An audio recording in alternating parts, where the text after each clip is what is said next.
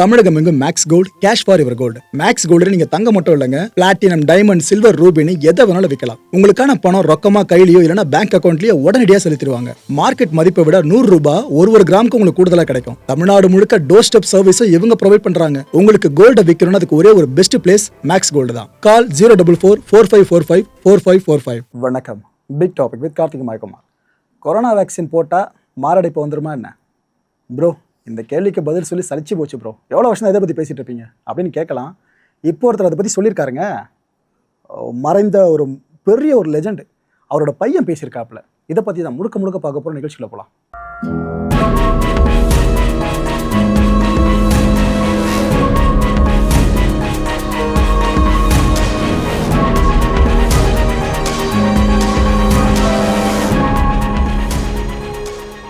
இந்த கிரிக்கெட் உலகத்தில் எத்தனை பேரை மறந்துருப்போம். ஆனால் எவ்வளோ வருஷம் ஆனாலும் நம்ம மறக்கக்கூடிய பிளேயர்ஸாக இல்லாதவங்க சில பேர் இருப்பாங்க. அதில் இடத்துல இருக்கவர் இவர் தான், ஷேன் வார்ன். ஆஸ்திரேலியாவோட கிரிக்கெட் லெஜண்டு. அப்பேற்பட்ட இவர் தன்னோட 52வது வயதில் தவறி இருந்தார். எப்போ நடந்துச்சு? 2022 வருஷம் தாய்லாந்தில். அங்கே அவரோட அறையில் மூச்சு பயிற்சி இல்லாமல் கிடந்தார். அப்புறம் பரிசோதித்து பார்த்தா இறந்துட்டான்ற விஷயம் தெரிய வந்துச்சு. என்ன ஏது, உள்ளே யாருனா வந்தாங்களா, கொலையாதுன்னு பலதரப்பட்ட விசாரணை கோணங்கள் போயிட்டு இருந்துச்சு. கடைசியில் அட்டாப்சி ரிப்போர்ட் என்ன சொல்லிச்சு? இல்லைங்க, இயற்கையாக தான் இறந்துருக்காப்புல. அவருக்கு இருதயம் சார்ந்த பிரச்சனை ஏற்பட்டிருக்கு, அது ஹார்ட் அட்டாக்காக கூட இருக்கலான்ற மாதிரி அந்த ரிப்போர்ட்டை சொல்லியிருந்தாங்க. ஸோ இந்த விஷயம் அப்போ கன்க்ளூட் பண்ணப்பட்டுருச்சா?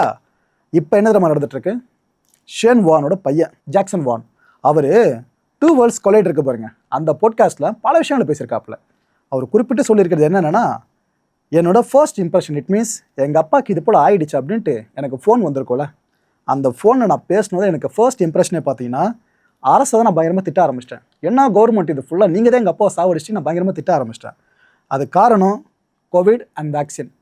ஏன்னா கோவிட் வேக்சினை போட்டே ஆகணும்னு கவர்மெண்ட்டை அவ்வளோ புஷ் பண்ணிச்சு. இதுதான் எங்கள் அப்பாவோட சாவு காரணம், நான் அவ்வளோ தான் கொதிச்சு போனேன்னு அவர் இங்கே ரிவீல் பண்ணியிருக்காரு. அது மட்டும் இல்லை, நான் டெஃபினட்டாக சொல்கிறேன், இந்த வேக்சினாலையோ இல்லை கோவிட்னாலையோ சம்திங் ஏதோ உள்ளே நடந்திருக்குன்ற மாதிரி தான் அவர் திரும்ப ஆணித்தரமாக சொல்கிறார். ஒரு மாதிரி எமோஷனலாக கொண்டு போயிட்டார் அந்த பாட்காஸ்ட்டை. நான் இதை சொன்னால் கான்ட்ரவர்சி ஆகும்னு நல்லா தெரியும் எனக்கு. நான் இதை ஃபர்ஸ்ட் டைம் சொல்லலை. எங்கள் அப்பா தவறி அதுக்கப்புறம் சில ரிச்சுவல்ஸ் நடக்கூட நான் அப்போவே டவுட் பட்டு சொல்லிக்கிட்டே இருந்தேன். அதை தான் நான் இப்பயும் சொல்கிறேன். ஏன்னா நான் அந்தளவுக்கு என் டேடை லவ் பண்ணேன் அப்படின்னு சொல்கிறாரு. ஆமாம், யாருக்கு தான் இங்கே கெட்ட பழக்கங்கள் இல்லாமல் இருக்குது? எங்கள் அப்பா சரகடிப்பார், தம்ம போடுவார், எல்லாம் பண்ணுவார், இல்லைன்னு சொல்லலை. ஆனால் இவருக்கு இந்த நிலைமை ஏற்பட்டுச்சுல, அதனால ஏற்றுக்க முடியல. ஏன்னா நிறைய மக்கள் இதுக்கு முன்னாடி ஹார்ட் அட்டாக்கால் இறந்துருக்காங்க, எனக்கு புரியுது. ஆனால் எங்கள் அப்பா நல்லா ஹெல்த்தியாக தான் இருந்தாப்புல. ஆக்சுவலாக 4 டோஸ் வரைக்கும் அவருக்கு வேக்சின் போடணுன்ற மாதிரி அப்போ பணிக்கப்பட்டுச்சு. அவருக்கு எல்லாம் சுத்தமாக பிடிக்கல, இந்த மாதிரி வேக்சின் உடம்புல குத்திட்டே இருக்கிறது பிடிக்கல. ஆனால் அவரோட ஒர்க்குக்கு இந்த வேக்சின் சர்டிஃபிகேட் ரொம்ப ரொம்ப முக்கியமாக இருந்துச்சு. ஞாபகம் இருக்கா? வேக்சின் போட்டதா இது மாதிரிலாம் உங்களுக்கு அலோவ் பண்ணுவோன்னு அப்போ சொல்லப்பட்ட விஷயம் அதான் இங்கே சொல்கிறாரு. ஸோ இதனாலேயே அவர் ஏந்த வேண்டதாக ஆயிடுச்சு. ஸோ ஃபோர்ஸ் பண்ணி தான் அவர்கிட்ட வேக்சின் போடுற மாதிரி இருந்துச்சு. ஒருவேளை நான் அதை தப்போன்னு இப்போ ஃபீல் பண்ணுறேன்னு அது போலாம் பேசியிருக்காரு. அது மட்டுமா, ரொம்ப ஹாப்பியாக ஹெல்த்தியாக இருந்தவருங்க எங்கள் அப்பா. நிறைய கெட்ட பழக்கங்களை வச்சுக்கிட்டு 90 வயசுக்கு மேலே வாழ்ந்துட்டு இருக்கோன்னு இப்போ இருக்க நாங்கள் பார்க்குறோம், அவங்கள விட்னஸ் பண்ணுறோம். ஆனால் எங்கள் அப்பா தவறுனார்ல, இதனால் சுத்தமாக ஏற்றுக்க முடியலன்னு சொல்கிறார். அதுவும் அவங்க அப்பா விட அதிகமாக கெட்ட பழக்கங்கள் இருந்தவங்களாம் அவங்களோட உயிரோடு வாழும்போது எங்கள் அப்பான்ற மாதிரி இன்னும் ஃபீல் பண்ணி பேச ஆரம்பிச்சிட்டாரு. ஸோ ரைட், விடுங்க. இதுக்கான பதில்களை ஏற்கனவே பல வீடியோஸ் உங்களுக்கு சொல்லிட்டேன். அதாவது நம்ம ICMR ரிசர்ச் பண்ணி என்ன சொன்னாங்க, இந்த கோவிட் வேக்சினுக்கும் மாரடைப்புக்கும் சம்மந்தம் இருக்கா இல்லையான்னு சொல்லிட்டு கன்க்ளூஷன் பெரும்பாலும் பார்த்தீங்கன்னா இல்லைன்ற மாதிரி தான் வந்துச்சு. ஆனால் வெளிநாடுகளில் பல கோர்ட்ஸில் நிறைய வழக்குகள்லாம் போட ஆரம்பித்தாங்க பல பேரும். அந்த வழக்கில் ஒரு பக்கம் போயிட்டு தான் இருக்க. விடுங்க. இந்த மாரடைப்பை பற்றி இப்போ நீங்கள் பேசிக்காக தெரிஞ்சுங்க மக்களே. ஏன்னா கோவிட்னால மாரடைப்பா இல்லை கோவிட் வேக்சினால் மாரடைப்பா இதை செகண்டாக வச்சுட்டு ஜென்ரிக்காக மாரடைப்பை பற்றி தெரிஞ்சுக்கங்க. இதெல்லாம் பேசிக்கான விஷயங்கள். இதை தெரிஞ்சால் உங்களுக்கு ஒரு கிளியர் கட்டான விஷயம் கிடைக்கும். ஓ, இப்படி தான் ஏற்படுமா, அப்போ இதுலேருந்து தற்காத்துக்க இதை பண்ணால் சரியாக இருக்குமான்னு நீங்கள் கொஞ்சம் யோசிக்க ஆரம்பிக்கலாம். ஹார்ட் அட்டாக் அப்படின்றது மெடிக்கல் எமர்ஜென்சி கண்டிஷன். என்ன நடக்கும் அந்த டைம்லன்னு பார்த்தீங்கன்னா, இதயத்துக்கான ரத்த ஓட்டம் இருக்குல்ல, அது தடைபட்டிருக்கும். இந்த ரத்தத்தில் ஆக்சிஜன் கடத்தி கொண்டு போகப்படுதுல, அந்த நேரத்தில் தடைபட்டு இதய தசை இருக்கு பாருங்க, இது அப்படியே மெல்ல மெல்ல இறக்க ஆரம்பிக்கும். இந்த இறக்குற ப்ராசஸ் போயிட்டு இருக்கிறதுக்குள்ளேயே இந்த முதலுதவி ஏதாவது பண்ணி நாம் அவங்கள காப்பாற்ற முற்படும் போது இந்த தசைலாம் இருக்கு பாருங்க, சேதம் அடைகிற உள்ள இறந்துகிட்டு இருக்க அந்த தசைலாம் அதை ஓரளவுக்கு சரி பண்ண முடியும். சரி பண்ண முடிஞ்சு நாம் கரெக்டான நேரத்தில் அவங்களுக்கான ட்ரீட்மெண்ட்டை ஆரம்பிச்சிட்டோம் அப்படின்னா உயிரை காப்பாற்றலாம். அப்படி கொஞ்சம் அந்த கோல்டன் டைமை தாண்டி போயிட்டோம் அப்படின்னா ரொம்ப கஷ்டங்க. முன்னெல்லாம் வயசாயிடுச்சுன்னா இந்த இணை நோய்கள் சார்ந்து மாரடைப்புன்ற ஒன்று வரும் அப்படின்னு பார்க்கப்பட்டுச்சு. ஆனால் இந்த தலைமுறையில் எடுத்து பாருங்க, இள வயது மாரடைப்பு தான் அதிகமாக பார்க்கப்பட்டு இருக்கு. இதுக்கான காரணங்கள் நிறைய இருக்குது. ஆனால் டாக்டர்ஸ் என்னென்ன விஷயத்தெல்லாம் இதுக்கான காரணங்களா, இந்த இள வயது மாரடைப்புக்கான காரணங்களா சொல்கிறாங்கன்னு பார்த்தீங்கன்னா, முதல்ல லைஃப் ஸ்டைல் ஃபேக்டர்ஸ். இதுக்கு முன்னாடி இருந்த நம்மளோட லைஃப் ஸ்டைல் வேறு, இப்போ இருக்க லைஃப் ஸ்டைல் வேறு. முழுக்க முழுக்க ஃபாஸ்ட் ஃபுட் உலகத்தில் போயிட்டு இருக்குமே. அண்ட் ரெண்டாவது டயட், இது அப்படியே மாறி இருக்கு இந்த ஜென்ரேஷனில். அண்ட் ஜெனட்டிக் இஷ்யூஸஸ், இந்த மூணுமே முதன்மை காரணமாக பார்க்கப்படுது. ரெண்டாம் பட்ச காரணம் என்னன்னு பார்த்தீங்கன்னா, இந்த போஸ்ட் கோவிடுக்கு அப்புறம் நிறைய பேருக்கு இள வயது மாரடைப்பு ஏற்படுறதை பார்த்துக்கிட்டு இருக்கோம். இது எதுக்காக ஏன்னு சொல்லிட்டு பல நாடுகளில் இப்போ இருக்க ஆய்வுகள் முன்னெடுக்கப்பட்டுக்கிட்டு இருக்கு. ஏற்கனவே இள வயது மாரடைப்புகள் அதிகம் இந்த 3 ரீசன்ஸால. இது பத்தாதுன்னு இந்த கொரோனான்ற ஒரு பெரிய தலைவலி வந்து இந்த போஸ்ட் கோவிட்ல அதிகப்படியான இள வயது மாரடைப்புகளையும் இப்போ பார்க்க முடிஞ்சிட்டு இருக்கு. பிரச்சனைகள் மனுஷ குலத்துக்கு குறைய மாட்டுது, நாளுக்கு நாள் அதிகரித்து போயிட்டே இருக்கு. இந்த மாரடைப்புக்கான அறிகுறிகள், இந்த விஷயங்கள் எல்லாத்தையும் இப்போ நம்ம பார்த்தா தான் நீங்கள் கொஞ்சம் அலர்ட் ஆக முடியும். ஆனால் ஒரு விஷயம் மைண்டில் வச்சுக்கோங்க, இப்போ நம்ம பொதுவாக டாக்டரை பார்க்க போகிறப்ப நமக்கு உடம்புல ஏதோ ஒரு ப்ராப்ளம் இருக்கும், அதை அவர்கிட்ட கன்வே பண்ணுவோம். அவர் ஏதோ ஒரு நோய் தாக்கத்தை மனசில் வச்சுக்கிட்டு ஒரு சில அறிகுறிகளை லிஸ்ட் பண்ணுவார். ஆனால் நம்மளோட ஜென்ரலான சைக்காலஜி என்ன, அவர் சொல்கிற எல்லா பிரச்சனைகளும் நமக்கு இருக்கா மாதிரியே நினச்சிப்போம். இதே கண்ணோட்டத்தில் இதை பார்க்காதீங்க, இந்த டிஸ்க்ளைமரை கொடுத்துட்டு இந்த அறிகுறிகளை ஆரம்பிக்கிறேன். மார்பு அண்ட் கைகளில் ஒரு அழுத்தம், இல்லைனா ஒரு விதமான இறுக்கம், அப்படி இல்லைனா ஒரு வலி உணர்வு ஏற்படுமாங்க. அந்த வலி உணர்வு அதே இடத்துல செட்டில் ஆகாமல் கொஞ்சம் கொஞ்சம் மேல் நோக்கி வந்துக்கிட்டே இருக்குமா. அதாவது கைகள்லேயோ மார்புலேயோ ஏற்படுற வலி தோள்பட்டை, கழுத்து, வாய்த்தாடை வரைக்கும் வருமா. அது இன்னொரு அறிகுறி, கண்டிப்பாக நீங்கள் நம்பவே மாட்டீங்க, வயிற்று வலி கூட ஏற்படுமாங்க. சில ரேர் கேசஸில் மாரடைப்புக்கான அறிகுறிகளில் இந்த விஷயம் கூட உள்ளவர் தான். குமட்டல், அஜீரணம் முக்கியமானதாக சொல்கிறாங்க. மூச்சு விடுறதுல சிரமம் ஏற்படுமா. குளிர் வியர்வை, அதாவது ஒரு சில சிசிடிவி ஃபுட்டேஜ்லாம் பார்த்துருப்பீங்க, ஜிம்மில் நல்லா ஒர்க் அவுட் பண்ணிட்டு வருவாங்க, ஒரு ஏசி ரூமில் அமர்ந்து ரெஸ்ட் எடுத்துக்கிட்டு இருப்பாங்க. திடீர்னு பார்த்தீங்கன்னா அவ்வளோ ஏசி இருக்கும் போதே பயங்கரமாக வியர்க்கும் அவங்களுக்கு. குளிர் சூழல் நிலவும் போதும் வியர்க்கும். இது எல்லாம் ஹார்ட் அட்டாக்கான அறிகுறிகளாம். மயக்கம், சோர்வு, இப்போ நம்ம பார்க்க போகிறது most common risk factors for heart attacks. இதில் டாப்பில் இருக்கிறது ஹை பிளட் ப்ரெஷருங்க. பிபி ஏற்றாமல் இருந்தாலே ஆயுட்காலத்தை நீட்டிக்கலாம் போல இருக்கு. ரெண்டாவது கொலஸ்ட்ரால், மூணாவது ஸ்மோக்கிங் அண்ட் டொபாக்கோ கன்சம்ஷன், நாலாவதா ஒபிசிட்டி. எந்த அளவுக்கு உடம்பு பெருத்துக்கிட்டு போகுதோ அந்த அளவுக்கு நமக்கு நோய் தாக்கங்கள் ஏற்படுற வாய்ப்பு ரொம்ப அதிகம். மாரடைப்புன்ற விஷயத்தில் மட்டும் நான் சொல்லலை, பருமனாக இருந்தாலே பிரச்சனை தான். இருக்கிறதுனால உங்களை குத்தம் சொல்கிறேன்னு நினைக்காதீங்க. ஆனால் முடிஞ்ச அளவுக்கு நீங்கள் உங்கள் தேகத்தை கொஞ்சமாச்சும் மெயின்டைன் பண்ண முயற்சி பண்ணுங்கள். பலருக்கு அட்வைஸ் பண்ணுறது வேறு, அந்த அட்வைஸ் படி நாம் வாழ்கிறது வேறு. ஏன்னா நிறைய பேர் நோட் பண்ணியிருக்கோம், அவங்க பாடியை சரியாக மெயின்டைன் பண்ண மாட்டாங்க, ஆனால் பிறருக்கு அட்வைஸை பயங்கரமாக கொடுத்துக்கிட்டே இருப்பாங்க. இந்த தப்பை பண்ணிகிட்டே இருந்தோம்னாக்கா நாளைக்கு நாமளும் இந்த பட்டியலுக்குள்ளே வருவோம். ஸோ ஒபேசிட்டி அப்படின்றது மிகப்பெரிய தலைவலி, அதை புரிஞ்சுக்கிறது நல்லது.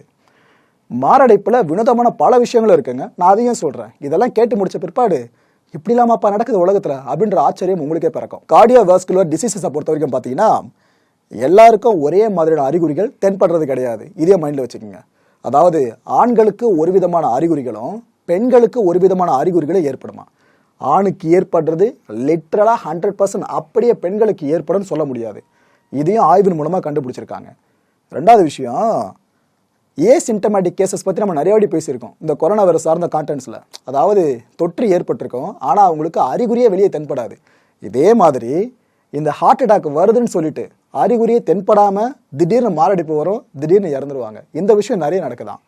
கிட்டத்தட்ட 25% பேருக்கு அறிகுறியே தென்படுறது இல்லையா, டைரெக்டாக அட்டாக் தான். மூணாவது ரொம்ப ரொம்ப வினோதமான ஒரு தகவலுங்க இது. இதுவும் ஒரு சில ரிசர்ச் மூலமாக கண்டுபிடிக்கப்பட்டது தான். திங்கட்கிழமை காலையில் மாரடைப்பால் இறக்குறவங்க எண்ணிக்கை தான் அதிகமாக இருக்கான்.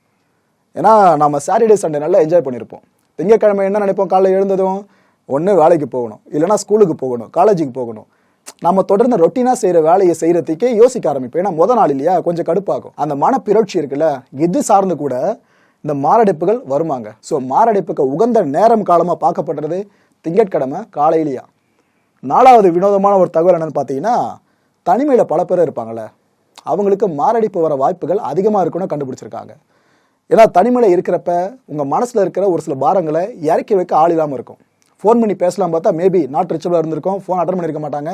தனிமையில் இருக்க நீங்கள் உங்கள் மனசை போட்டு அப்படியே அழுத்திக்கிட்டே இருப்பீங்களே, அது கூட மாரடைப்புக்கு ஒரு காசாக இருக்கலாம்னு சொல்கிறாங்க.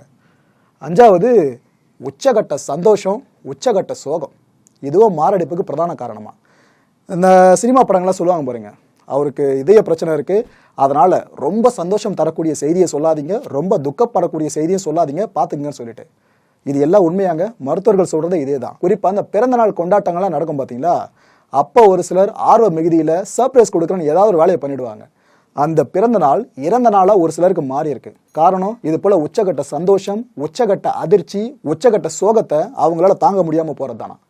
இல்லை 6வது முக்கியமான ஒரு தகவல் பார்த்தீங்கன்னா, ஒரே நாளில் பல முறை இந்த டயட் சோடாலாம் இருக்குது பாருங்க, இது யார் யாரெல்லாம் கன்சியூம் பண்ணிக்கிட்டே இருக்காங்களோ அவங்களுக்கு மாரடைப்பு வருவதற்கான வாய்ப்புகள் ரொம்ப அதிகமாக இருக்கான். என்னப்பா ஃபுல்லாக பிரச்சனையாக சொல்லிக்கிட்டு இருக்க, இதுலேருந்து நம்மளை தற்காத்துக்கிறதுக்கு என்னென்னலாம் பண்ணலாம், அந்த ஐடியாஸை கூட நாங்கள் முடிஞ்சால் ட்ரை பண்ணுறோம் அப்படின்னு கேட்குற நல்ல உள்ளங்களுக்காகவே இந்த முன்னெச்சரிக்கை நடவடிக்கைகளை பற்றி ஒன்று ஒன்றா சொல்கிறேன். ஃபுல்லாக மனசில் ஏற்றுங்க, முடிஞ்ச அளவுக்கு ட்ரை பண்ண பாருங்கள். ப்ராசஸ்டு ஃபுட் இருக்குல்ல, அதை முடிஞ்ச அளவுக்கு சாப்பிடாதீங்க. பதப்படுத்தப்பட்ட உணவுகள்னு சொல்லுவோம், அதை சாப்பிடாதீங்க, முடிஞ்ச அளவுக்கு தவிர்த்துடுங்க. 2வது, உடற்பயிற்சியை தினமும் பண்ணுங்க. இந்த சீசனல் பேஸில் ஒரு சிலர் பண்ணுவாங்க, 2 நாளைக்கு ஒரு தடவை, 3 நாளைக்கு ஒரு தடவை, ஏதோ வீக்லி ஒன்ஸ்ன்ற மாதிரிலாம் ஒரு சிலர் ட்ரை பண்ணிட்டு இருப்பாங்க. பண்ணிட்டு பார்த்து என்ன ஆரோக்கியமாக இருக்க, எந்த பிரச்சனையும் இல்லைன்னுவாங்க. நாம் எக்ஸ்டர்னல் பாடி எந்த அளவுக்கு மெயின்டைன் பண்ணுறோமோ அந்த அளவுக்கு இன்னர் பாடியவும் ஃபுல்லாக மெயின்டைன் பண்ணி தான் ஆகணும். ஸோ உடற்பயிற்சி அப்படின்றத தினமும் உங்கள் வாழ்க்கையில் ஒரு ஹேபிட்டாக மாற்றுங்க. காலையில் எழுந்ததும் பல் தேய்க்கிறோம், குளிக்கிறோம், பார்த்தீங்களா, நாம் விருப்பமெல்லாம் செஞ்சுட்டே இருப்போம் அந்த வேலையை, அது ஒரு ஹேபிட் நம்ம லைஃப்பில். அதே போல் உடற்பயிற்சியை ஹேபிட்டாக மாற்றுங்க. 3வது, கெட்ட பழக்கங்களை தவிர்க்கிறது நல்லது. மது, புகையிலை, எந்த ஃபார்மில் புகையிலை இருந்தாலும் அது வேண்டாம். 4வது, அடிக்கடி சுகாதார சோதனைகள் பண்ணுறது ரொம்ப நல்லது, உங்கள் உடல் சார்ந்து சொல்கிறேன். 5வது, மன அழுத்தத்தை முடிஞ்ச வரைக்கும் குறைங்க. எப்படிப்பா குறைக்கிறதுன்னு கேட்டிங்கன்னா, ஒருத்தரோட சூழ்நிலைகளை பொறுத்தது அது. இப்போ எனக்கு மன அழுத்தம் ஏற்படுதுன்னா நான் ஃப்ரெண்ட்ஸ் கூட ஜாலியாக பேசிக்கிட்டு இருப்பேன், ஆட்டோமேட்டிக்காக மன அழுத்தம் கீழே வந்துடும். இல்லைனா இசையை பயங்கரமாக ஸ்லாகிச்சு கேட்டுக்கிட்டு இருப்பேன், எனக்கு மன அழுத்தம் ஆட்டோமேட்டிக்காக கீழே வந்துடும். இல்லையா, நல்லா சாப்பிட்டு தூங்கிடுவேன், சிம்பிள், அவ்வளோதான். இது மாதிரி உங்களுக்கு ஒரு ஃபார்ம் இருக்கும், அதை யூட்டிலைஸ் பண்ணி பாருங்கள். இதில் பல பேருமே சஜஸ்ட் பண்ணது பார்த்தீங்கன்னா யோகா பண்ணுங்கன்னு சொல்லுவாங்க மன அழுத்தத்தை குறைக்கிறதுக்கு. மேபி உங்களுக்கு அது கை கொடுத்தா ட்ரை பண்ணலாம். 6வது, இந்த மாரடைப்பு சம்பந்தமான அறிகுறிகள்னு முதல்ல லிஸ்ட்டு போட்டோம் பார்த்தீங்களா, இது மேலே ஒரு கண்ணு நீங்கள் எப்பவுமே வச்சுக்கிறது நல்லது. இந்த அறிகுறிகள் சார்ந்து உங்களுக்கு ஏன்னா ஒரு பிரச்சனை உடம்புல ஏற்பட்டாலும் உடனடியாக மருத்துவரை கன்சல்ட் பண்ணுறது ரொம்ப நல்லது. இந்த கோவிட் வேக்சினால் பயங்கரமாக மாரடைப்பு ஏற்பட்டு பல பேர் உயிரிழக்கிறாங்கன்ற விஷயம் அடிக்கடி இப்போ வெளியே வந்துட்டு இருந்துச்சுல அந்த டைமில். அப்போ பல பேரும் கனெக்ட் பண்ண விஷயம் என்ன தெரியுமா, கான்ஸ்பிரசி சார்ந்து தான். ஹாலிவுட் படம் மோகம் கொண்டவங்களா, அவெஞ்சர்ஸ் படம் பார்த்துருப்பீங்க, அதில் பாதி பேர் இருக்க மக்கள் தொகை சரிஞ்சிடும், ஃபுல்லாக எல்லாரும் தூசாயிடுவாங்க, இந்த பூமி இயற்கை சமநிலை தவறாமல் இருந்துச்சு அதனால். ஸோ இதைத்தான் ஹாலிவுட் படத்தை தெளிவாக காமிச்சிருக்காங்க. ஹாலிவுட் படங்களில் காட்டுற ஒரு விஷயம் சில வருஷங்கள் கழிச்சோ சில மாதங்கள் கழிச்சோ நடக்கும். ஸோ ஃபியூச்சரை தான் ஹாலிவுட் படத்தில் காட்டுவாங்க. இதுதான்ப்பா உண்மை, அவங்க காமிச்ச மாதிரி நடந்துச்சு பார்த்தீங்கன்னா அப்படி எப்படின்னு கலப்பி விட ஆரம்பிச்சிட்டாங்க. அது நிரூபிக்கிறதுல எதுவும் கிடையாது மக்களே, இதை வச்சு நீங்கள் எவிடன்ஸாக நிரூபிப்பீங்க. சரி விடுங்க. இந்த கான்டென்ட்டை பொறுத்த வரைக்கும் மனசு ஒரு வினா இருக்க, முடிஞ்சதுக்கான பதில்களை கீழே கமெண்ட் செக்ஷனில் கமெண்ட் அழிவு பண்ணுங்கள். இது போல் சடனாக உயிரிழக்கிற நிகழ்வுகள் இப்போ அதிகரிச்சிருக்குன்னு சொல்லாமா? ஓகே, இதுக்கு காரணம் கொரோனாவாக இருக்குமா? ஏன்னா கொரோனா தாக்கி பல பேருக்கு மல்டி ஆர்கன் ஃபெயிலியர்ஸாக நடந்திருக்குல்ல, அதனால் கேட்குறேன். கொரோனாவாக இருக்குமா, இல்லைனா தடுப்பூசி மட்டும் தான் காரணமாக இருக்கும் நீங்கள் அசியூம் பண்ணுறீங்களா, இல்லைனா தப்பான புரிதல் இன்னும் மக்கள் மத்தியில் இருக்குன்னு நினைக்கிறீங்களா? அடுத்த நிகழ்ச்சியை சந்திக்கலாம். நன்றி, வணக்கம். தமிழகம் எங்கும் max gold, cash for your gold. Max gold நீங்க தங்க மட்டும் இல்லைங்க, பிளாட்டினம், டைமண்ட், சில்வர், ரூபினி எதை வேணாலும் விற்கலாம். உங்களுக்கான பணம் ரொக்கமா கையிலயோ இல்லைனா பேங்க் அக்கௌண்ட்லயோ உடனடியாக செலுத்திடுவாங்க. மார்க்கெட் மதிப்பை விட 100 ரூபாய் ஒரு கிராமுக்கு உங்களுக்கு கூடுதலாக கிடைக்கும். தமிழ்நாடு முழுக்க டோர் ஸ்டெப் சர்வீஸும் இவங்க ப்ரொவைட் பண்றாங்க. உங்களுக்கு கோல்டை விற்கணும்னு அதுக்கு ஒரே ஒரு பெஸ்ட் பிளேஸ் மேக்ஸ் கோல்டு தான். கால் 04445454545. என் அன்பார்ந்த மாயம் ஸ்டுடியோஸ் நேயர்களே, மாயம் பக்தின்னு ஆன்மீகத்துக்காக பிரத்யேகமா ஒரு சேனலை கொண்டு வந்திருக்கோம். மறக்காம சப்ஸ்கிரைப் பண்ணி அந்த சேனலுக்கு உங்களோட ஆதரவை மனப்பூர்வமாக தெரிவிங்க.